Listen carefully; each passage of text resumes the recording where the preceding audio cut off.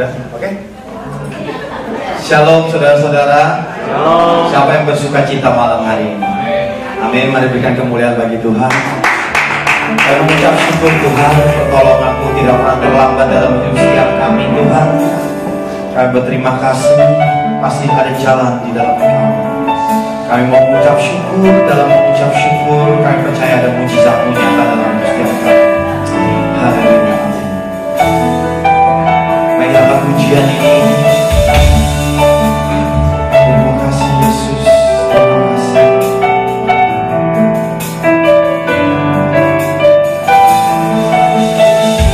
Mari sama-sama katakan.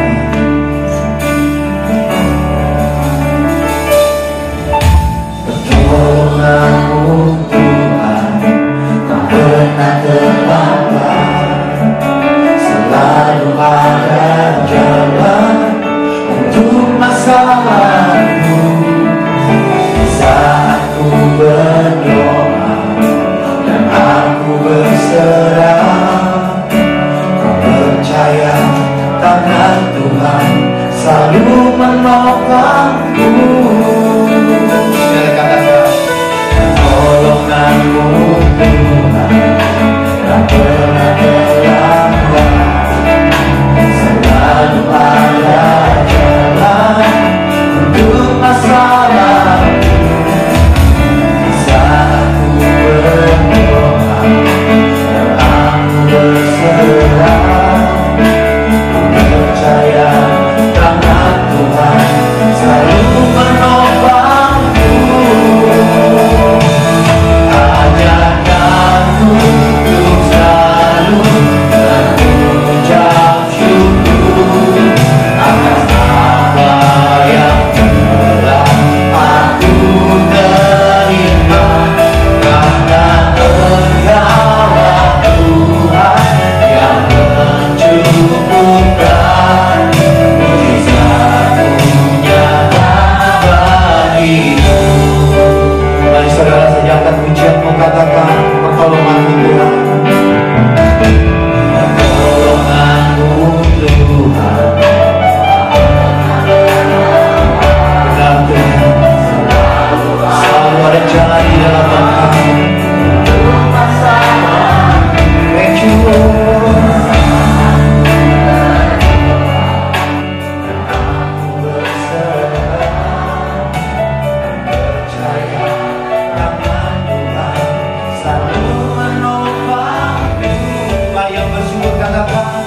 Ajarkanku untuk selalu mengucap syukur atas apa yang telah aku terima, karena Engkaulah Tuhan yang mencukupkan, mujizat-Mu nyata.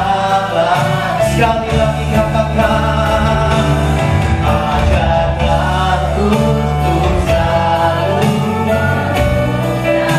biar kami selalu bersyukur Tuhan. Aku terima, karena Engkaulah Tuhan yang mencukupkan, mujizat-Mu nyata bagiku. Sekali lagi katakan. Oh, ajarkanku untuk selalu mengucap syukur atas apa yang telah aku terima, karena Engkaulah Tuhan yang mencukupkan, mujizat-Mu nyata. Sekali lagi katakan. Oh, biar kami selalu bersyukur Tuhan atas apa yang telah aku terima, karena Engkaulah Tuhan yang mencukupkan, mujizat-Mu nyata bagiku. Sekali lagi. Oh,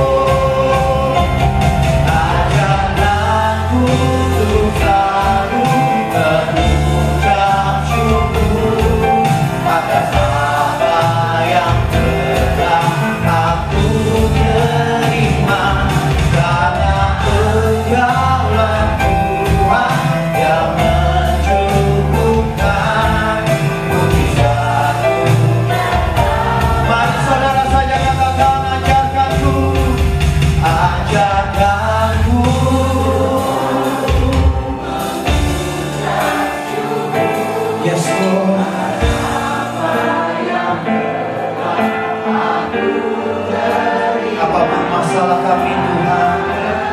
Semuanya yang terbaik Tuhan, dewasakan setiap kami. Thank you Lord. Mari saudara saja katakan, ajarkanku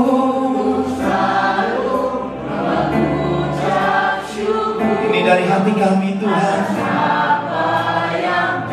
Cuman kata-kata berkat yang kami ucapkan Tuhan.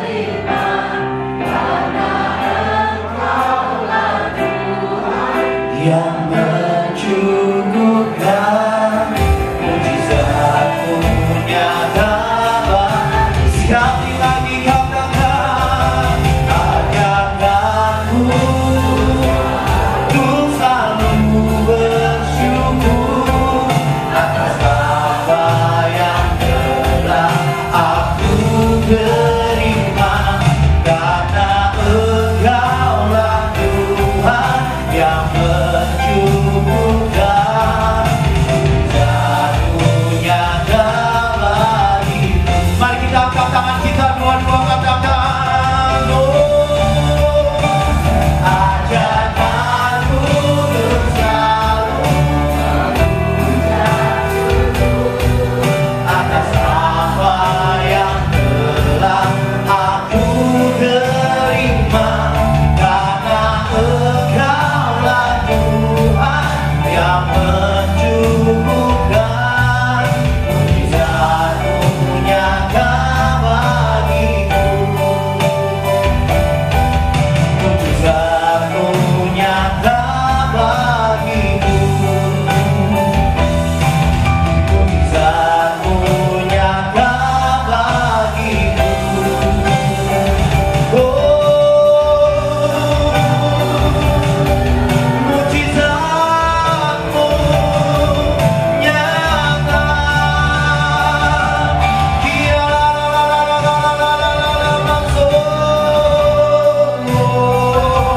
Mari kita sembah Dia.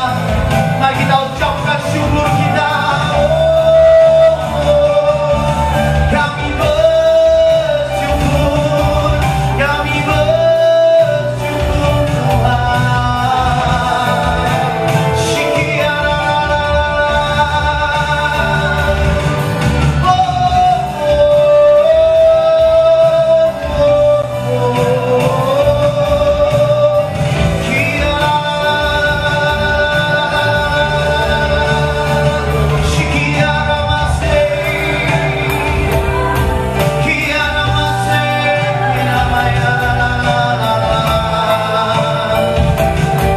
Engkau sangat baik. Sikiara masih, kinamaya namaso. Terima kasih Tuhan. Untuk dalam masalah apapun Tuhan, kami percaya Tuhan, semuanya mendatangkan kebaikan dalam hidup setiap kami. Engkau yang mendewasakan kami Tuhan. Engkau yang mendewasakan setiap kami Tuhan. Sikia la la la la la la la la la.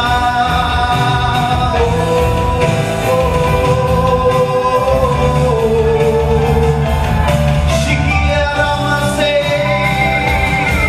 kinamaya namaso.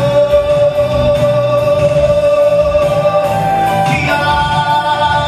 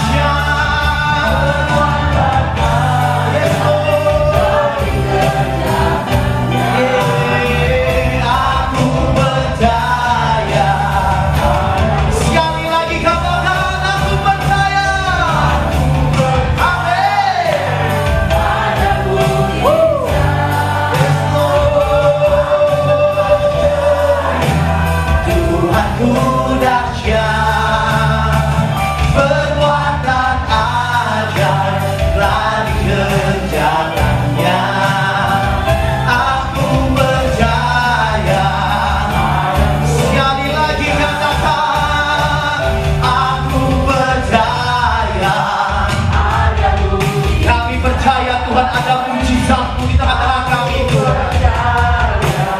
Tuhanku dahsyat, amin. Perbuatan ajaib Telah dikerjakannya. Sekali lagi katakan yang percaya, semua. Mari kita bagi berdiri katakan, aku percaya. Yes Lord.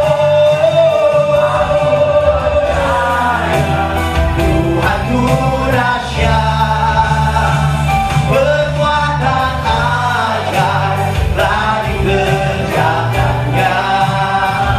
Aku percaya ada mujizat. Aku percaya ada mujizat.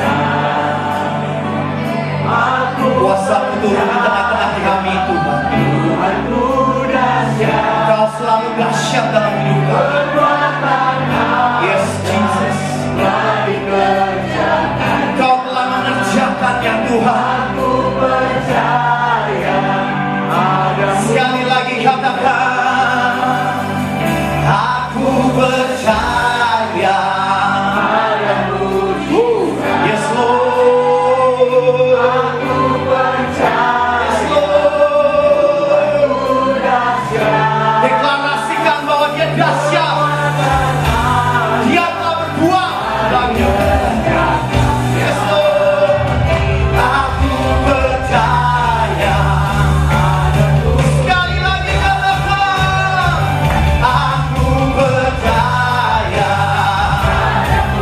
Amin.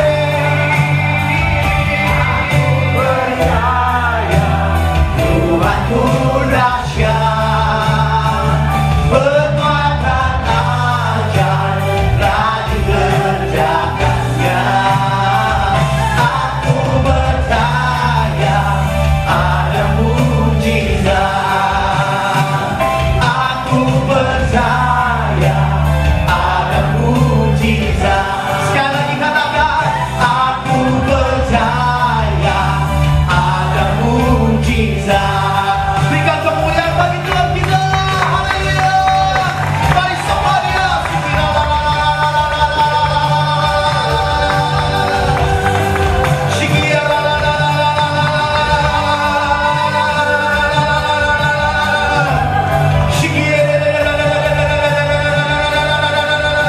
Mari terus sembah Dia, sembah Dia.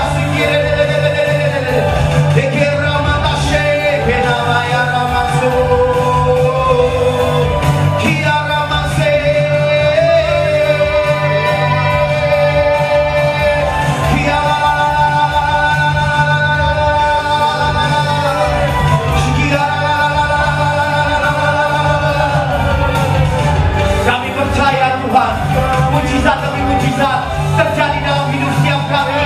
Kami deklarasikan di dalam nama Tuhan Yesus. Kami berdoa bagi bangsa ini Tuhan. Kami percaya Tuhan, ada mujizat Tuhan untuk bangsa kami Indonesia Tuhan. Di dalam nama Tuhan Yesus, kami hatikan pelayanan malaikat-Mu Tuhan yang menutup hukum setiap negara kami Tuhan di dalam nama Tuhan Yesus. Kami berkatakan Tuhan, Indonesia aman, Indonesia makmur di dalam nama Tuhan Yesus. Tidak ada lagi kejahatan, teroris apapun bentuknya Tuhan. Kami berkatakan di dalam nama Tuhan Yesus, setiap oknum-oknum yang bukan berasal daripada Engkau Tuhan, kami bersatu hati, kami ikatkan nyajukkan di dalam nama Tuhan Yesus. Kami minta tembok berapi-Mu ada di sekeliling bangsa Indonesia di dalam nama Tuhan Yesus. Setiap pintu-pintu gerbang ditutup di dalam nama Tuhan Yesus. Kami berkatakan yang garang, yang jahat tidak dapat tembus, tidak dapat masuk atas Indonesia. Kami berdoa Tuhan di dalam nama Tuhan Yesus. Kami buka Tuhan pintu lawatan, yaitu jiwa-jiwa di dalam nama Tuhan Yesus. Heda dan Debayot bertobat di dalam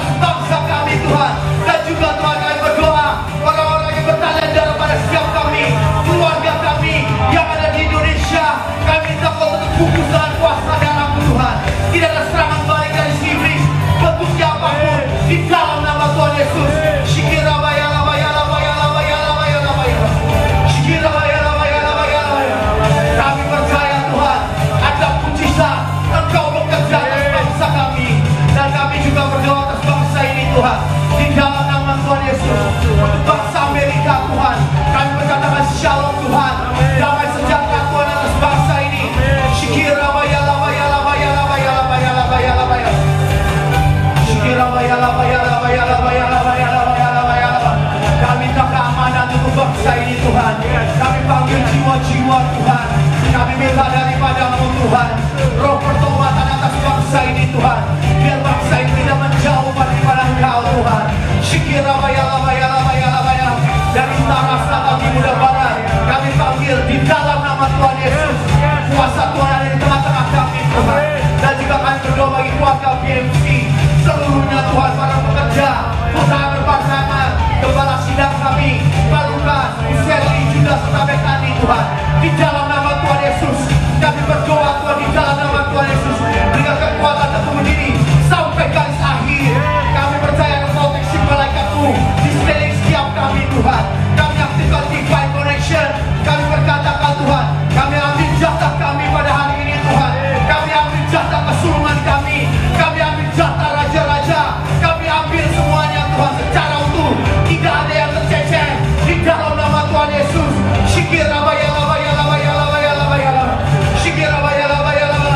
Dan juga Tuhan, kami panggil jiwa-jiwa Tuhan di dalam nama Tuhan Yesus. Baik jiwa-jiwa baru, jiwa-jiwa lama, di kami panggil Tuhan di dalam nama Tuhan Yesus, memenuhi gedung ini Tuhan. Baik di BMC, Philadelphia, Colorado dan New York Tuhan. Kami sepakat, kami sahati apa yang kami doakan Tuhan terjadi, terjadi, terjadi. Maria sepakat, sama-sama katakan amin 3 kali. Amin, amin, amin.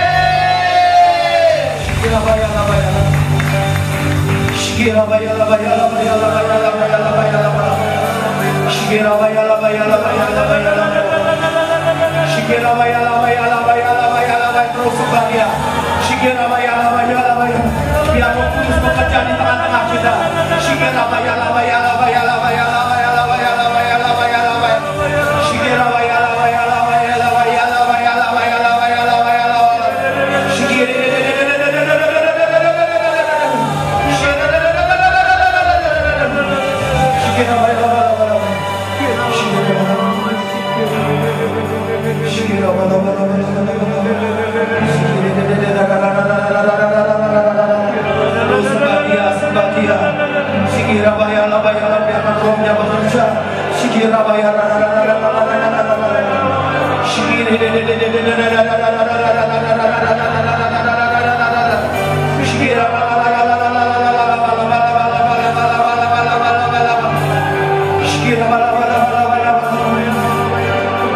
Tuhan terbang tinggi bagai raja wali di atas segala persoalan hidupku, dan aku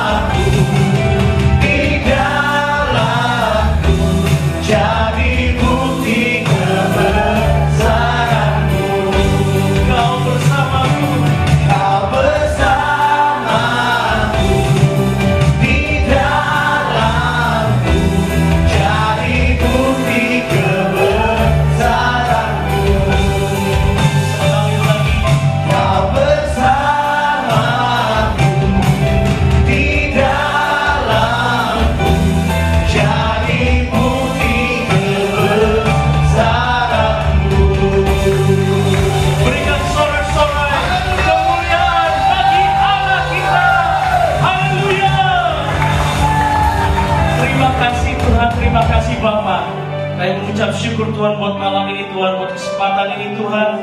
Sekarang Tuhan, kami mau duduk Tuhan untuk mendengarkan bagian dari firman-Mu Tuhan. Biar Tuhan Kau urapi kami semua Bapa, Kau urapi hamba-Mu yang menyampaikan firman. Biar hanya Tuhan benar firman-Mu saja Tuhan yang keluar dari lidah bibir hamba-Mu ini Tuhan.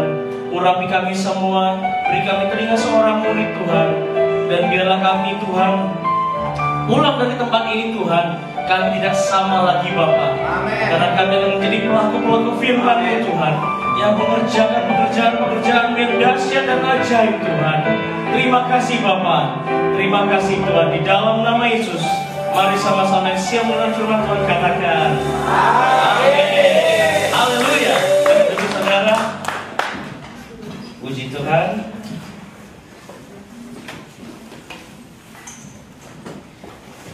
Terima kasih buat kesempatan yang dipercayakan kepada saya untuk bisa men-sharingkan firman Tuhan.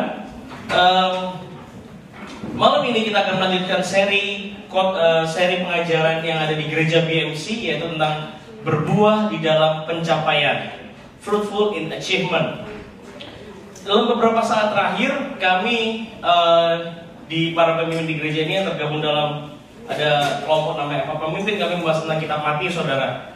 Dan ketika saya merenungkan ayat demi ayat dari Matius pertama, ada seseorang yang begitu kuat berbicara ketika saya menyiapkan bahan khotbah ini juga, dan itulah Petrus. Malam ini mari kita belajar sama-sama dari Petrus, saudara. Yang mau belajar katakan amin. Amin. Kalau ada tegang, saya juga jadi tegang, saudara. Kita relax saja malam ini ya. Kalau ada antusias, saya semakin cepat khotbahnya, saudara. Oke, mari kita buka sama-sama Alkitab gadget kita, atau Alkitab, ada yang bawa masih Alkitab yang original nggak? Kalau ada boleh diangkat, bangga gitu. Nggak ada? Oke, kita lihat di layar kita aja deh. Layar suci. Layar suci. Matius 4 ayat yang ke-14 dan 19, saudara. Saya bacakan buat saudara. Perhatikan baik-baik. Dan ketika Yesus sedang berjalan menyusur danau Galilea, ia melihat dua orang bersaudara, yaitu Simon yang disebut Petrus dan Andreas. Bukan saya saudara ya. Ini Andreas yang dulu saudaranya. Saudara saya bukan namanya Petrus. Mereka sedang menebarkan jala di danau, sebab mereka penjala ikan, alias mereka adalah nelayan, seorang fisherman. They living as a fisherman. Yesus berkata kepada mereka, "Mari, ikutlah aku, dan kamu akan kujadikan penjala manusia." Percaya akan firman Tuhan katakan amin. Amin. Penjala manusia istilahnya untuk mengikut Yesus, mengiring Yesus, menjadi rasul-rasulnya Yesus. Dari seorang nelayan, penjala ikan, menjadi penjala manusia, dan akhirnya kita udah tahu ceritanya Petrus ini dipakai Tuhan dengan dahsyat, benar nggak saudara? Sekali berkhotbah 3.000 orang bertobat, benar nggak? Bayangannya pun bisa menyembuhkan orang, saudara, luar biasa ya. Namun pertanyaan yang muncul di benak saya, dan saya mau tanyakan juga kepada saudara, apakah Petrus bisa langsung sukses seperti itu dipakai Tuhan? Hah? Enggak. 100. Ambil sepeda di belakang, mati. Tentu tidak, saudara. Ada proses demi proses yang dijalani oleh Petrus sebelum dia menjadi seorang yang dipakai luar biasa dahsyat, saudara. Dan inilah ketika saya merenungkan kembali tentang Petrus, saya membaca berulang pasal-pasal itu, saya benar-benar mendalami. Saya ingin mencari tahu sesuatu, karena Petrus itu begitu saya dapat jadwal untuk menyampaikan firman Tuhan, saya kata-kata yang teringat yang pertama adalah coba pelajari Petrus. Dan saya dapat berkat banyak dari apa yang saya pelajari ini, dan makanya itu malam ini saya bagikan kepada saudara ya. Oke, kita belajar bareng-bareng. Banyak kesalahan dan kelemahan dari seorang Petrus, benar nggak saudara? Dan inilah luar biasanya Tuhan, saudara. Dia memakai orang-orang yang memiliki kelemahan dan kekurangan, ya kan, untuk menjadi alatnya. Bukan hanya Petrus yang tercatat di Alkitab yang memiliki banyak kelemahan, Benar nggak? Dari muridnya Yesus saja, Matius, seorang pemungut cukai itu pemungut pajak, saudara ya. Belum lagi Paulus yang lebih sadis, penganiaya dan pembunuh pengikut Yesus. Akhirnya dipakai Tuhan yang dengan luar biasa. Dan maaf, ingat saudara, ada pelacur juga yang dipakai Yesus, ya kan? Yang di kota Yeriko, dan juga Rahab, ya kan? Benar nggak? Ini ya, kalau saya jadi Tuhan, ini kalau saya, loh saudara ya, ini untungnya saya bukan Tuhan, ya kan? Saya mau itu orang-orang yang sempurna, yang saya tulis namanya dalam kitab suci, benar nggak? Bukan orang-orang yang penuh dengan kelemahan, benar nggak saudara? Iya, amin. Ya benar dong. Itu kan kalau saya seandainya jadi Tuhan, kan gitu. Maunya saya dong, saudara ya. Tapi puji Tuhannya, Tuhan kita nggak seperti itu, saudara. Karena apa?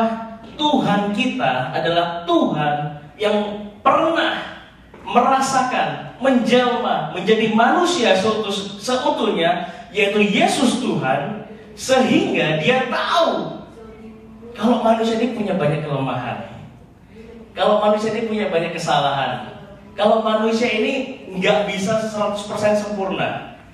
Itulah Tuhan kita, saudara. Yang saya mau katakan, jika Petrus yang penuh dengan kelemahan bisa dipakai Tuhan dengan dahsyat, percaya saudara, kita pun sama seperti Petrus, saudara. Kita tuh sama manusia seperti Petrus. Senggol kanan kiri, saudara. Kamu manusia kan? Kamu masih hidup kan? Kalau Petrus katakan, ayo. Kita, kalau Petrus katakan sebelah kiri deh, sebelah kiri. Cari sebelah kiri atau berdua.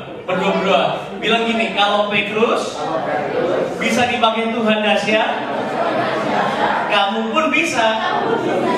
Nah, jangan mau kalah sama Petrus. Haleluya, saudara. Berikan tepuk tangan bagi Tuhan kita. Oke? Nah, saya mau membagikan ada 30 hal yang saya belajar. Kalau antusias, saya cepat, saudara. 30 itu cepat gitu. Kok sedikit?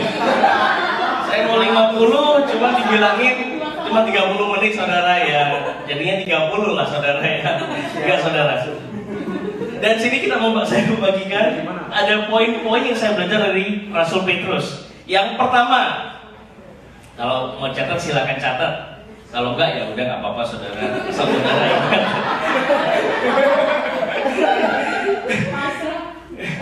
Nggak apa-apa nggak dicatat, asal saudara ingat pulang melakukan. Nah itu kan lebih baik, saudara. Tapi saudara, itu banyak lupanya, saudara. Jujur saya. Yang pertama saya catat, berani mencoba dan melakukan hal yang baru.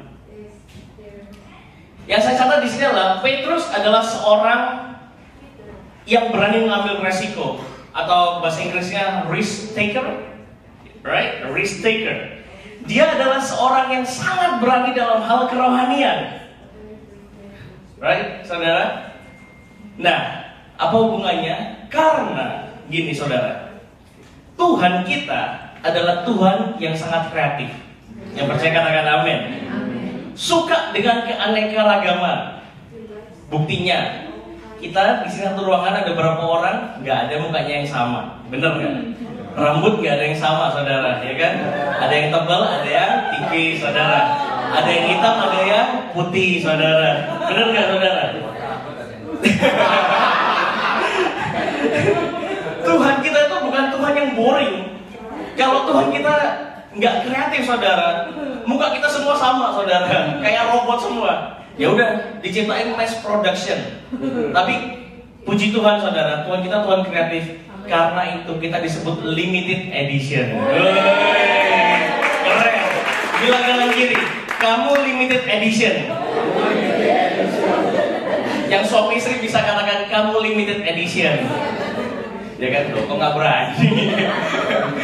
Limited edition itu bisa macam-macam artinya saudara ya. Tapi kita percaya limited edition kita limited edition yang baik ya kan. Gak ada dua di dunia yang sama seperti kita, benar nggak saudara? There's only one. Satu Jeffrey, satu Ko Fandi, satu Ko Erwin, semuanya satu. Dan di dalam penduduk dunia ini ada berapa billion manusia ya, itu aja saudara ya. Nanti di rumah contohnya ada gini saudara, cari di Google ya. Ada berapa? Malam ini saya mau tanya, ada berapa? Ini gue saudara, biar gak tegang. Ini mukanya pada tegang semua gitu. Santai saudara, santai. Ada yang bisa yang menyebutkan pada saya ada berapa jenis spesies kata di dunia ini? Ayo.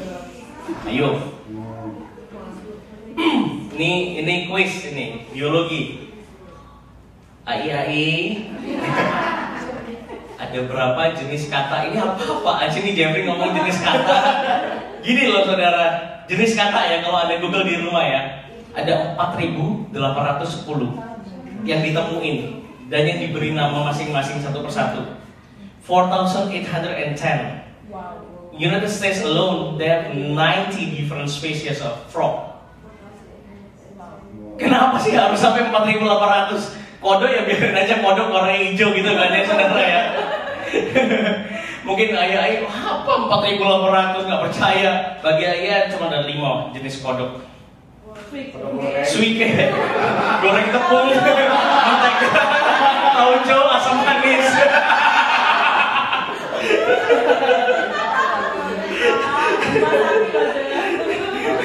Udah lama saudara nggak makan kodok yang enak saudara ya. Wah, dari asal dari Semarang pada ingat coba pada terngiang-ngiang sweetie Semarang itu, waduh. Hah? Siapa? Cigres. Siapa? Oh, Sweet Grace. Oh iya benar. Udah, sekarang balik lagi ke firman Tuhan. Cukup ngomong kodoknya di stop saudara. Lihat saudara, ada 4.800 saudara. Ini loh yang menunjukkan Tuhan itu suka dengan hal-hal yang baru saudara. Contohnya gini. Itu kan tadi contohnya kodok. Sekarang contohnya Tuhan Yesus saudara. Woi, sakti. Tuhan Yesus menyembuhkan orang buta. Sekarang ada berapa metode? Tuhan Yesus banyak metodenya saudara. Kadang-kadang dia meludah ke tanah, benar nggak? Diorek orang ke tanah, ya kan, ditempel. Habis itu disuruh ke kolam Siloam untuk membasuh mukanya. Ada kalanya lagi Tuhan Yesus dia hanya menjamah saja, dia sembuh gitu. Langsung di lain kesempatan lagi nggak pakai meludah ke tanah lagi, tapi langsung diludahin matanya. Nggak percaya, ketawa, baca kita. Ini saya ada ayatnya, ya kan? Pada kesempatan lain lagi Tuhan Yesus cuma ngomong ini, ada orang buta, Tuhan sembuhin dong aku Tuhan. Tuhan Yesus cuma ngomong apa? Ya udah pergi, imanmu menyelamatkan kau. Sembuh loh saudara. Loh, Tuhan kita tuh Tuhan yang kreatif dan suka hal yang baru saudara. Dia tuh suka nggak mau sama gitu loh saudara. Bosen, bener nggak sih? Kalau kerjaan kita tiap harinya sama gitu, kadang-kadang kita terjebak dengan kebosanan nggak saudara? Bener nggak? Oleh karena itu berani dan mencoba hal-hal yang baru, bener nggak? Oke. Back to the Bible, back to the Peter. Apa hubungannya dengan Petrus? Sewaktu-waktu Yesus ini mengundang seseorang untuk berjalan di atas air. Sudah bisa ketebak kan? Siapa kan namanya? Petrus. Coba buka dulu kok. Matius 14 ayat yang ke-28. Oke. Saya bacain lagi buat saudara. Lalu Petrus berseru dan menjawab dia, Tuhan, apabila engkau itu, suruhlah aku datang kepadamu berjalan di atas air. Ini Petrus ini dalam keadaan setelah pelayanan capek ya kan. Tuhan Yesus mau berdoa dulu, murid-muridnya disuruh nyebrang dulu. Pas di tengah danau kena badai, kena hurricane. Jadi makanya mereka udah hampir tenggelam gitu. Terus Yesusnya, Tuhannya itu mendatangi mereka. Petrus ngomong ini, Tuhan, apabila engkau itu suruhlah aku datang kepadamu berjalan di atas air. Lucu nggak ya saudara ya? Kalau Anda perhatikan kalimat ini, suruhlah aku datang kepadamu berjalan di atas air. Istilahnya Petrus tuh nantangin, kalau kamu benar Tuhan, kamu pasti bisa dong buat mujizat buat aku, gitu loh saudara. Itu intinya. Terus ayat 29 kata Yesus, datanglah. Kalau orang Jawa bilang, yo wes teko, mereneo. Nah, itu orang Jawa yang nggak ngerti. Ya udah, datanglah gitu. Maka Petrus turun dari perahu dan berjalan di atas air mendapatkan Yesus. Right? Kalau coba saya ilustrasikan tuh gini. Oke, pastor, kamu nyuruh, aku minta kamu untuk supaya aku bisa jalan ke kamu di atas air ya kan. Terus kamu ngomong datanglah. Well, setelah ditantang kayak gitu, Petrus juga keder loh saudara. Ya kan, bener nggak? Bener nggak ini saudara? Jadi aku ini nggak tahu gimana caranya jalan di atas air. Tapi di bawah air bisa. SpongeBob namanya, bukan Petrus. Aku nggak tahu gimana caranya berjalan di atas air. Tapi karena itu Tuhan Yesus yang nyuruh dan karena panik juga, maka nekat. Inilah langkah nekat yang pertama yang Petrus lakuin saudara. Petrus udah nggak memikirkan lagi situasinya, udah nggak pikir panjang lagi. Dia keluar dari perahu, dia bisa berjalan di atas air saudara. Ini yang dahsyat saudara. Kalau Yesus ngomong datanglah datang, ya kan? Terus ayat selanjutnya apa saudara? Ayat ke-30. Tetapi ketika dirasanya tiupan angin, ini mungkin sudah beberapa langkah, nggak dijelaskan dalam Alkitab. Tetapi ketika dirasanya tiupan angin, takutlah ia dan mulai tenggelam lalu berteriak, Tuhan tolonglah aku, ya kan? Apa yang terjadi? Petrus gagal. Dia kecemplung saudara. Karena waktu dia udah kayak gini, udah 2 langkah, 3 langkah, dia mulai mikir, loh, ini beneran nggak ya jalan di atas air? Mulailah pikiran manusianya jalan, jadilah tenggelam saudara. Bener nggak saudara? Tapi yang saya belajar gini ya, itu kan bagi manusia, bagi kita semua itu kegagalan. Petrusnya mulai tenggelam karena tiupan angin. Yang saya belajar itu kayak gini saudara. Di kegagalan tersebut, dia belajar sesuatu. Dia harus percaya penuh akan perkataan Yesus. Dia harus mengerti benar dan beriman kepada Yesus dan tidak memakai pikirannya sendiri. Itu loh saudara, yang saya pelajari itu kayak gitu. Ketika dia mulai melangkah di atas air, ketika dia masih percaya kepada Yesus, Yesus suruh ngomong datang-datang, melakukan dengan iman, dia bisa berjalan. Tapi ketika dia udah lost fokus, dia rasa tiupan angin, pikiran manusia mulai jalan, dia mulai tenggelam saudara. Di situ saya mendapatkan dia itu belajar sesuatu saudara, bahwa dia harus belajar hal yang baru yang tidak didapatkan oleh murid-murid yang lain yang masih dalam boat saudara. Benar nggak? Yang masih dalam perahu, mereka nggak pernah merasakan seperti itu. Benar nggak? Petrus berani melakukan hal-hal yang baru saudara. Sebenarnya tidak ada yang mustahil bagi Yesus untuk bisa membuat Petrus nyampe ke Yesus saat itu, kalau seandainya saja Petrus nggak lost fokus seperti itu saudara. Saya terlalu percaya kalau Petrus seandainya benar-benar dia fokus sama Tuhan. Ayat 30 kita dirasain tiupan angin, ya wes tiupan angin tambah enak gitu saudara ya, nggak tambah goncang imannya. Saya percaya Petrus bisa mendapatkan Yesus saudara. Petrus belajar sesuatu di mana gagal atau berhasil, itu Petrus belajar untuk mulai menumbuhkan imannya bersama Yesus. Dia mulai belajar hal yang baru itu. Di saat yang lain belum belajar bagaimana cara untuk menumbuhkan iman, Petrus akhirnya tahu, oh, ketika aku melangkahkan kaki, dia pasti mikir-mikir, kenapa ya langkah 1 bisa, langkah 2 bisa, kok langkah 3 gagal ya? Oh iya, langkah 1, langkah 2 aku nggak pakai kekuatanku sendiri.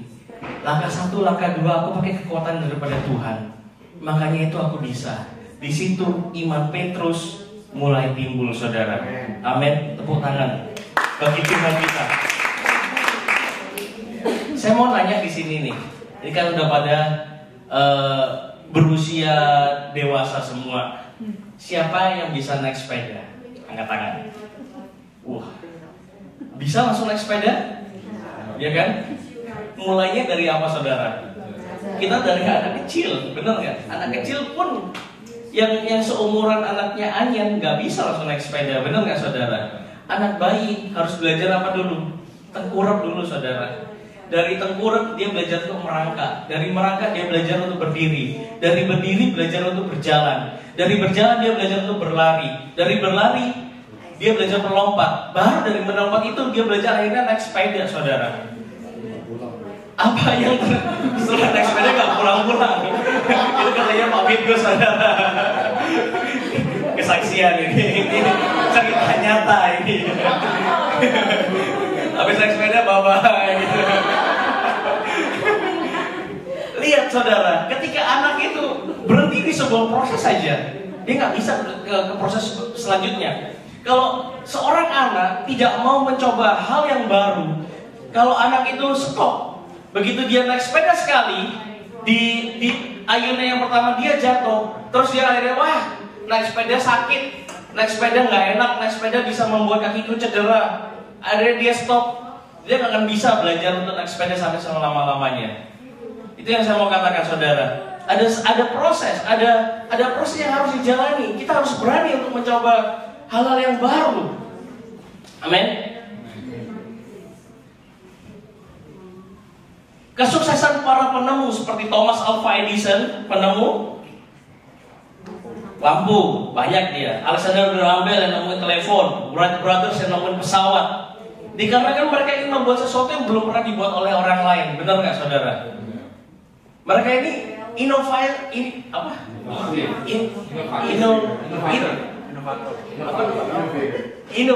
ya, penemu saudara. Lain dengan penemu dompet itu. Bukan itu yang saya maksudkan saudara ya. Kenapa? Bagian kebersihan yang suka penemu dompet Ika. Enggak saudara.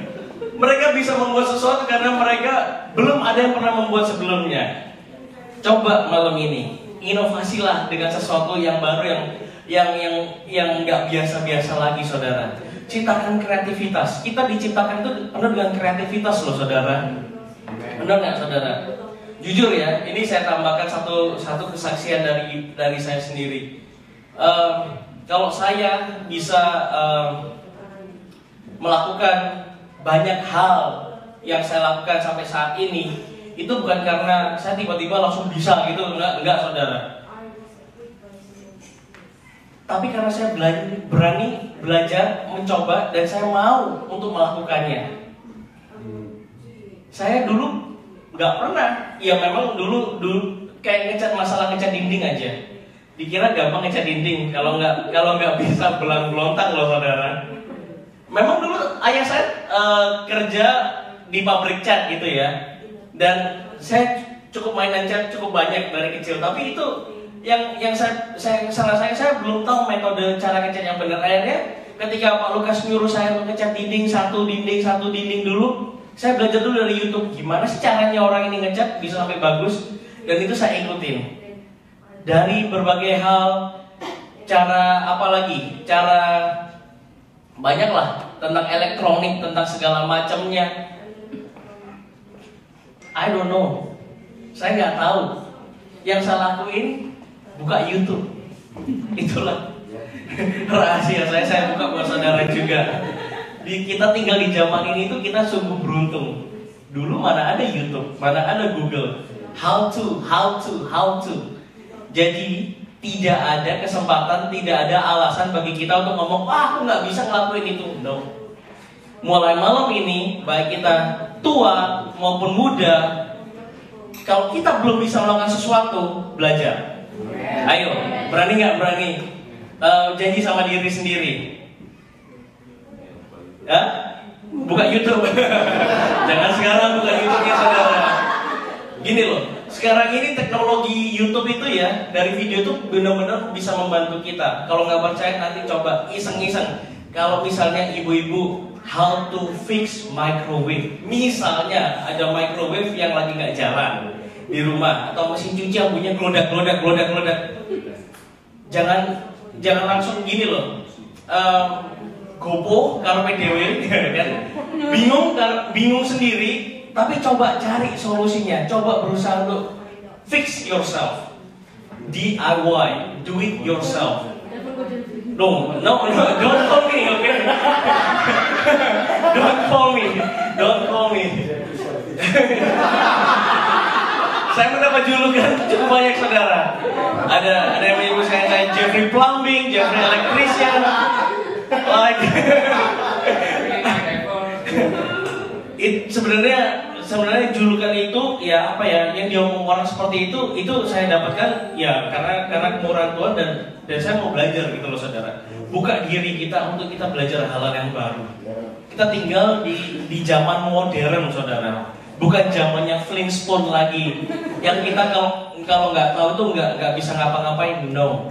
Sekarang semua materi sudah tersedia di internet, tinggal klik, cari tahu. Ibu-ibu mau masak yang enak, mau masak yang luar biasa, mau membuat sesuatu yang baru, kue yang baru, varian yang baru, Black Forest lah, Rainforest lah, whatever forest lah, ada loh di YouTube dan ada di Google. Tinggal kita sendiri mau nggak kita membuka diri, mencoba yang baru, melakukan yang baru. Itu, saudara. Poin yang pertama yang saya dapatkan, itu baru poin pertama. Yuk kita ngebut yuk. Oke. Ciptakan keragaman, keunikan, tumbuhkan kreativitas yang ada dalam diri saudara agar Tuhan bisa memakai hidup kita lebih dahsyat lagi. Tepuk tangan bagi Tuhan. Yang kedua, yang poin pertama tadi yang saya catat adalah berani mencoba dan melakukan hal yang baru. Yang poin kedua, hidup digerakkan oleh Roh Kudus. This is the must. Ini adalah harus. Kalau kita mau fruitful in pencapaian, kita nggak bisa mengandalkan kekuatan hidup kita sendiri, saudara. Kita nggak bisa mengandalkan kekuatan kita sendiri. Kekuatan kita terbatas. Kita adalah manusia. Sekali lagi yang saya katakan tadi, kita penuh dengan kelemahan, saudara. Pertanyaan saya malam ini pada setiap kita, hidup kita digerakkan oleh siapa? Apa yang mendasari, apa yang menggerakkan kita? Apa yang, jawab sendiri ya, apa yang menggerakkan Anda bisa datang malam ini untuk hadir di doa ibadah? Saya percaya jawabannya Roh Kudus yang menggerakkan saudara untuk malam-malam gini. Benar nggak, saudara? Di luar itu dingin, enak-enak makan bakso, makan indomie, goreng telur, ya kan? Nonton Korean drama atau nonton Korean sinetron Indonesia, ya kan? Di rumah gitu anget-anget, tarik selimut, ya kan? Bisa. Tapi Anda memilih ke sini, ke tempat ini, ada yang memotivasi Anda, ada yang menggerakkan hidup Anda, dan saya percaya itulah Roh Kudus. Milikilah penggerak motor itu, Roh Kudus itu jadikan sebagai penggerak dalam hidup Anda. Itu saya katakan life driven by the Holy Spirit. Di skala yang lebih besar, apa yang, coba jawab ini ya, apa yang memotivasi kita untuk kita bangun setiap pagi untuk bekerja? Apa yang membuat kita itu bisa alarm belum bunyi pun kita udah bangun gitu kan? Biasa dijemput jam 4 pagi gitu kan, jam setengah 4 udah bangun sendiri kan? Apa yang motivasi kita, saudara? Pasti ada motivasi itu kan? Ada motivasi apa? Ingin kehidupan yang lebih baik, benar nggak, saudara? Ingin untuk supaya apalagi, saudara? Untuk menafkahi keluarga. Ada lagi yang untuk mencapai cita-cita. Ada lagi yang untuk membayar utang, saudara. Bagi yang utangnya banyak seperti saya, ya kan? Saya ngaku, saudara, kan?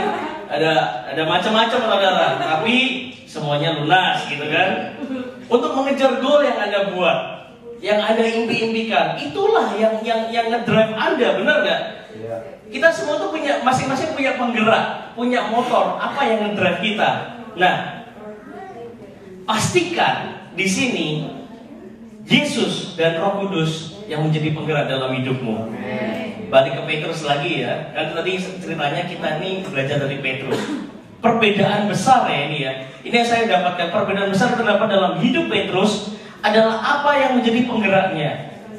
Kalau Koko mau buka silakan buka, tapi kita nggak akan baca. Dalam Matius 14 yang kita baca tadi, ketika Petrus bisa berjalan di atas air, siapa menjadi penggeraknya? Yesus. Benar ya, secara cepat ya. Ketika Petrus akhirnya mulai tenggelam, apa yang jadi penggeraknya? Ketakutan, pintar. Diambil sepedanya di belakang kok.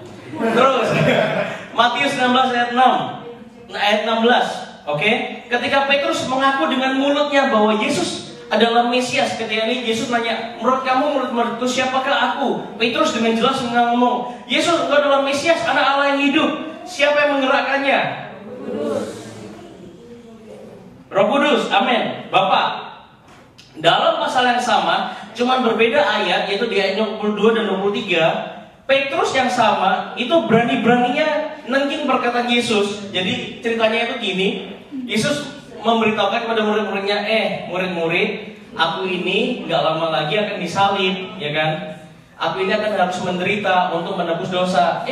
Di ayat 22 dan 23 di Matius 16, Petrus yang sama itu menengking perkataan Yesus tentang karya keselamatan yang harus Tuhan Yesus kerjakan. Sampai Tuhan Yesus tuh jengkel ngomong, "Enyalah iblis." Apa yang menjadi penggeraknya?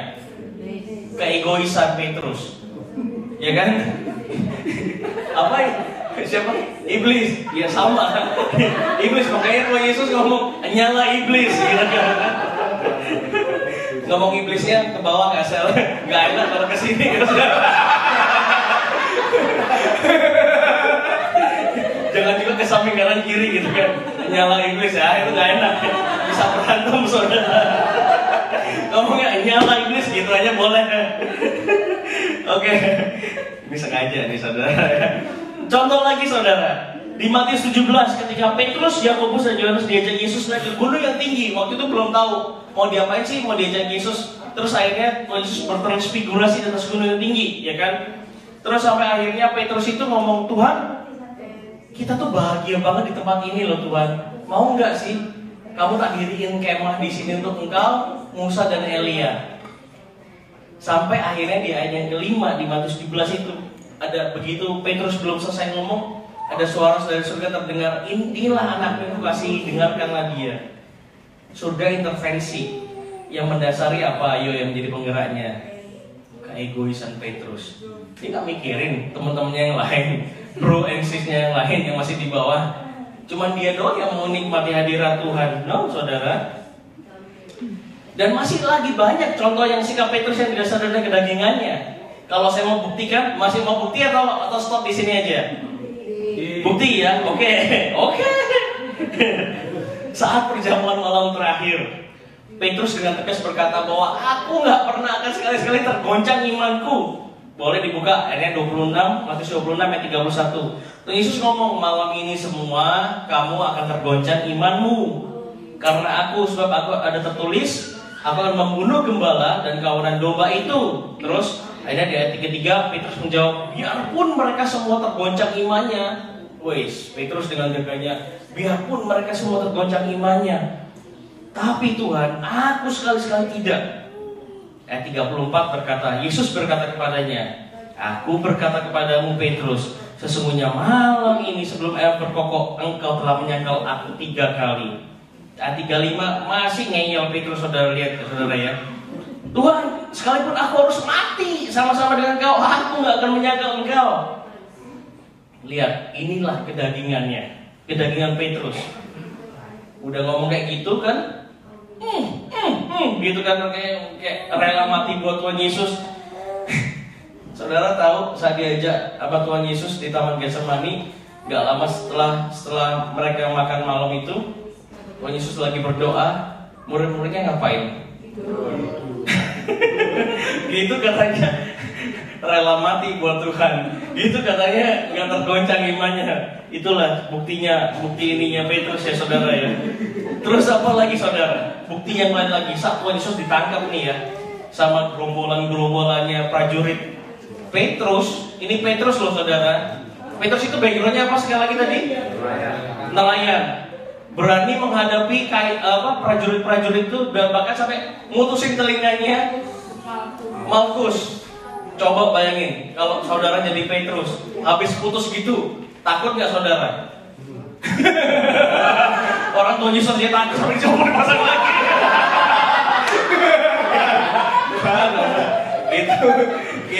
itu Tuhan Yesus masang lagi itu penuh dengan kasih saudara, bukan karena takut loh saudara ya. Catat Pak Lukas, saya nggak ngomong Tuhan Yesus takut, Tadi cuma ilustrasi, Pak. Oke. Terus saat apa lagi? Udah gagal-gagal, aku nggak akan nyangkal. Akhirnya Alkitab berkata Petrus menyangkal Yesus 3 kali. Itulah yang memotori Petrus kedagingannya. Sekarang Tuhan kalau ngasih contoh itu nggak setengah-setengah. Yang percaya katakan amin. Tadi itu contoh-contoh kedagingan. Ya.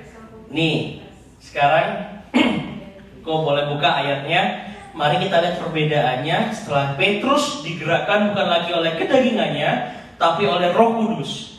Ini dahsyat saudara. Di sini saudara, ini Anda bisa lihat perbedaan yang sangat-sangat mencolok. Kisah Rasul 2 ayat 14 sampai 36. Kita nggak akan baca semua. Nanti kita pulang jam 10 malam, ini kan? Saya mau jelaskan kejadiannya singkat. Ini ketika Tuhan Yesus sudah naik dan Roh Kudus dicurahkan. Ketika itu maka bangkitlah Petrus dan mereka tuh diolok-olok. Kamu ngapain sih? Jam segini masih pagi kok pada mabuk, padahal mereka kepenuhan Roh Kudus. Lihat nih ya, kita baca, tak bacain buat saudara. Maka bangkitlah Petrus berdiri dengan 11 rasul itu dan dengan suara nyaring ia berkata kepada mereka, hai kamu orang Yahudi dan kamu semua yang tinggal di Yerusalem, ketahuilah dan camkanlah perkataanku ini. Next kok. Orang-orang ini tidak mabuk seperti yang kamu sangka, karena hari ini baru pukul 9 pagi. Tetapi itulah yang difirmankan Allah dengan perantara Nabi Yoel. Kita lanjut, akan terjadi pada hari-hari terakhir. Demikianlah firman Allah bahwa aku akan mencurahkan rohku ke atas manusia, maka anak-anakmu laki-laki bernubuat gini.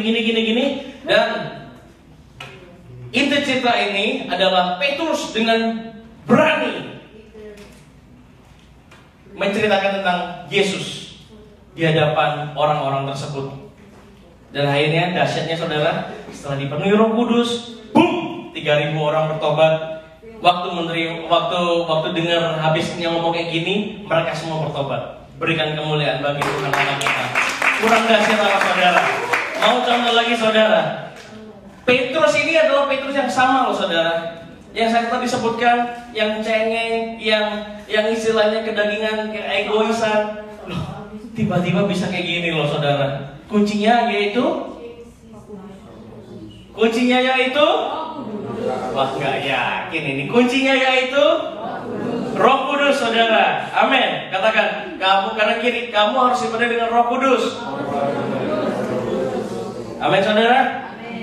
Bahkan di pasal-pasal selanjutnya, kalau Anda baca di rumah, yang saya yakin Anda baca di rumah, enggak saudara, harus berkatakan iman. Lydia. Amin Lydia. Anda baca ya, di Kisah Para Rasul itu, ini tuh baru pertama kali yang dibuat oleh Petrus. Selanjutnya, yang saya seperti katakan tadi, bayangannya kena orang sakit sembuh saudara. Kita bayangin kita kena orang sakit, tambah parah. Petrus bisa membangkitkan orang mati saudara. Oh, dahsyatnya apa? Gimana saudara? Kalau kita pasti bangkit juga. Kalau nggak selfie, lari. Itulah yang diterima oleh Petrus ketika dia mendapatkan Roh Kudus. Itulah yang mengubah kehidupan Petrus. Itulah yang menggantikan semua kedagingan Petrus yang kita tadi yang sudah bacain, egois lah, inilah itulah. Ketika ada Roh Kudus, Petrus berubah. Amin. Mulai malam ini, ayo jadikan Yesus, ayo jadikan Roh Kudus sebagai penggerak dalam hidup kita, agar kita bisa menghasilkan pencapaian-pencapaian yang maksimal dalam kita. Berikan kemuliaan bagi Tuhan. Roh Kudus sudah dijanjikan dalam kehidupan kita oleh Yesus sebelum Yesus naik ke surga. Tuhan Yesus berkata, Roh Kudus ini tak tinggalin buat kamu. Jadi Roh Kudus itu ada di mana saudara? Hidup kita. Kuncinya kita harus aktifkan Roh Kudus. Ajak omong-omong Roh Kudus, peka terhadap Roh Kudus. Itulah yang poin kedua saya. Hidup dipenuhi oleh Roh Kudus. Yang ketiga, yang terakhir, jadi 30 saudara ya. Yang ketiga, saya mau katakan, miliki mental pantang menyerah. Bersama-sama saya katakan, 1, 2, 3. Miliki mental pantang menyerah. Petrus yang dulunya tadi udah kita baca, yang kita udah tahu Dulunya dia menyangkal Yesus. Ketika Yesus ditangkap, ketika Yesus diinterogasi, Petrus jadi ciut imannya. Tetapi untungnya, ini untungnya saudara, ketika ayam itu berkokok seperti yang Yesus katakan Petrus, sebelum ayam berkokok, kamu udah nyangkal aku 3 kali. Ayam berkokok, Petrus langsung teringat. Petrus sedih, Petrus bertobat. Akhirnya hidupnya dipulihkan dan menjadi yang seperti kita tahu. Yudas Iskariot yang mengkhianati Yesus setelah dia tahu Yesus dibunuh, setelah tahu dia menyesal, sama-sama menyesal loh saudara ya. Ini bedanya Petrus dan Yudas. Yudas juga menyesal, tapi dia mengakhiri hidupnya dengan bunuh diri. Yang berakhir ya udah finish, gone.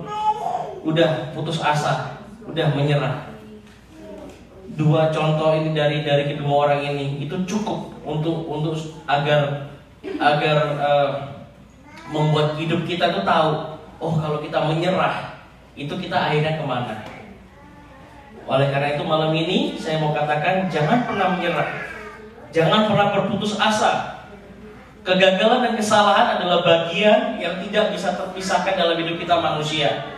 Yang setuju katakan amin. Benar nggak saudara? Tapi yang terpenting adalah apakah ketika kita menghadapi kegagalan tersebut kita langsung menyerah dan tidak mau bangkit kembali, atau kalau kita tetap percaya bahwa sekalipun kita jatuh, tapi Tuhan nggak pernah membiarkan kita sampai tergeletak. Amin. Janjinya itu iya dan amin saudara. Orang benar jatuh, Tuhan tolong pasti saudara. Jangan takut dengan yang namanya mencoba hal-hal yang baru. Jangan takut dengan yang namanya melangkahkan dengan iman. Kalau Tuhan sudah suruh melangkah sesuatu, berbuat sesuatu, Tuhan sudah berikan ada di hati berbuat sesuatu untuk supaya kita bisa menghasilkan sesuatu yang lebih baik. Percaya nama Tuhan. Hidup dipenuhi oleh Roh Kudus saudara. Amin saudara. Ada satu quote dari Thomas Alva Edison yang mana beliau ini menciptakan bola lampu, ya benar ya. Menciptakan bola lampu ini dia ribuan kali dia gagal. Setelah ribuan kali gagal, akhirnya dia berhasil menciptakan bola lampu yang nyalanya stabil. Dia berkata seperti ini, "Our greatest weakness lies in giving up. The most certain way to succeed is always to try just one more time." Is that true? Yang saya artikan, kelemahan terbesar kita terletak pada menyerah, pada keadaan berputus asa. Cara yang paling pasti untuk berhasil adalah selalu mencoba sekali lagi. Katakan kepada kanan kiri, sekali lagi. Tapi sekali laginya saat ini bersama dengan Tuhan dan Roh Kudus. Amin saudara. Dan ketika saya baca Thomas Alva Edison, dia orang penemu ini adalah tuli. Kadang-kadang saudara ya, kita tuh perlu tuli. Tuli terhadap apa saudara? Terhadap suara orang-orang yang melemahkan hidup kita, yang berkata, udahlah, hidupmu di Amerika kayak gini-gini aja. Udahlah, hidupmu ya udah terima nasib aja di Amerika, kayak gini aja. Memang kita mau ngapain? Kita kan pendatang di sini. Udahlah, kamu di sini nggak punya siapa-siapa. Udahlah, dan udahlah.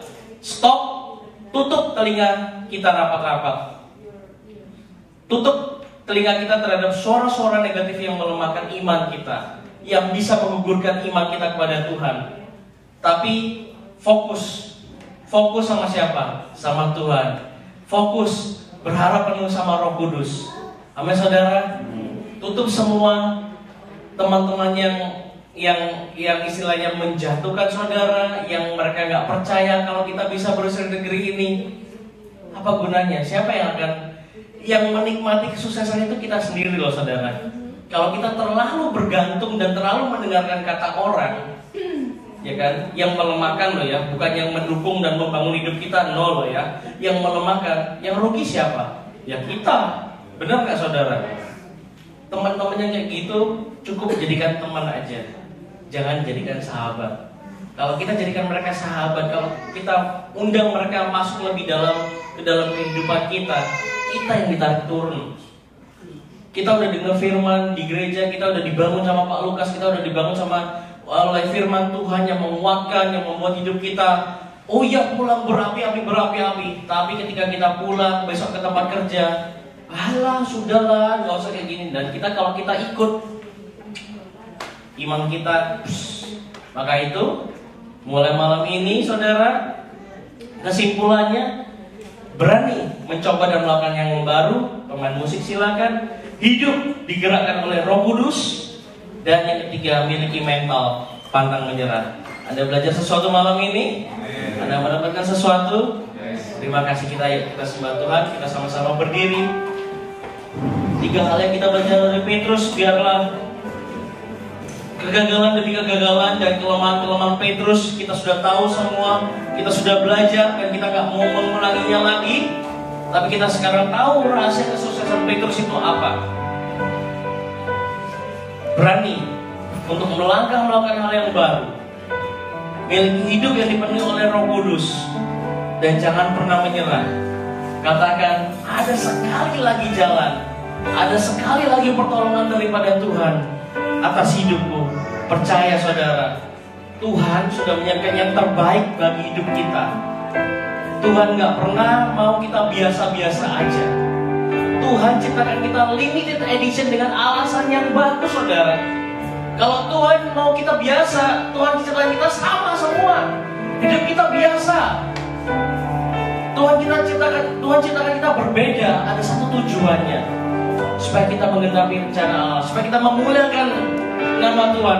Seperti yang pujian tadi katakan, supaya kita menjadi bukti kebesaran Tuhan. Dan sesudah Anda mencapai pencapaian itu, jangan lupakan Tuhan. Jangan pernah lupakan siapa yang menjadi berkat, sumber berkat kita. Amin saudara. Mari kita sembah Tuhan.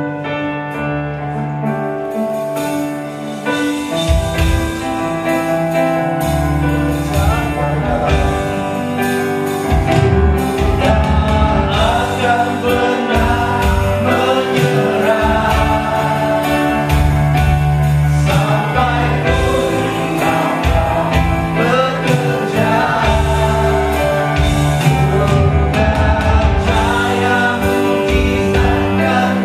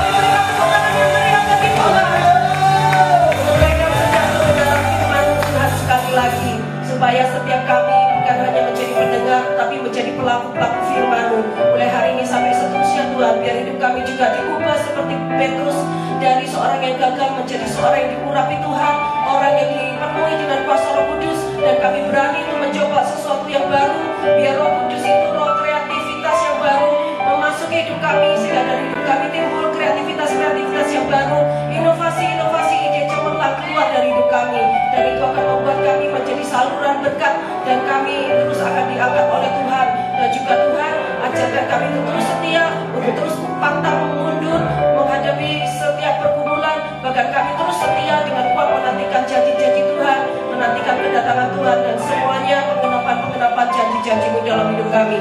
Berkati siapa anak-anak-Mu di tempat ini, mari semua yang percaya terima janji-janji Tuhan. Sama-sama katakan amin. Shalom semua. Mendapatkan berkat dari firman yang telah sampaikan. Ada beberapa pengumuman. Pertama, soal untuk ada seminar hari Minggu akan diadakan setelah ibadah kedua. Mungkin di lantai 1 ya. Di lantai 1 siapa yang mau ikut, tapi itu dalam bahasa Inggris. Tapi percaya bisa, semua ngerti gitu kan. Kedua, terus ada nanti setelah kebaktian kedua juga ada flu shot gratis. Jam 11 ya. Flu shot jam 11, mulai nanti bisa daftar. Tapi kalau ada yang alergi apa telur atau apa mesti bilang juga ya, supaya nanti jadi gak disuntik. Salah suntik ya. Dan kebaktian seperti biasa nanti di Pak Lukas yang sekarang ada di LA ya. Nanti kapan besok? Besok kembalinya. Dan pengumuman lainnya udah. Sekarang kita mau datang hari Minggu. Ya, hari Minggu datang rame-rame ya. Penuhi bangku gereja semuanya. Mari kita berdoa untuk persembahan kita. Tuhan, terima kasih atas semua berkat yang telah Kau berikan. Terima kasih atas firman yang telah kami terima, Tuhan. Kalau sebentar kami anak-anak-Mu akan memberikan persembahan terbaik, Tuhan, untuk membantu pekerjaan-Mu di bumi ini, Tuhan, dan di gereja ini juga, Tuhan. Terima kasih atas semua berkat-Mu. Hanya dalam nama-Mu saja kami sudah berdoa dan mengucap syukur. Haleluya. Amin. Amin. Mari kita berikan dengan sukacita. Yeay.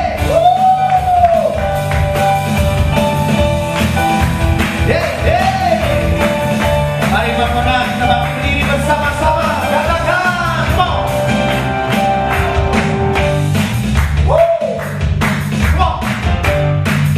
Katakan.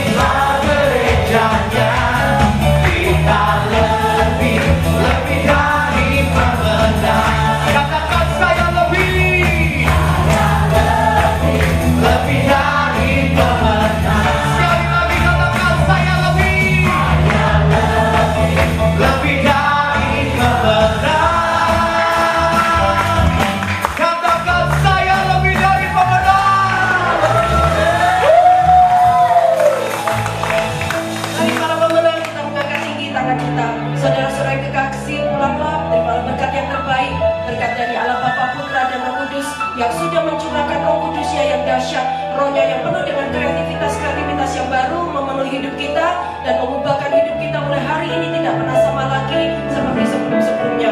Roh Kudus yang sama yang akan memberikan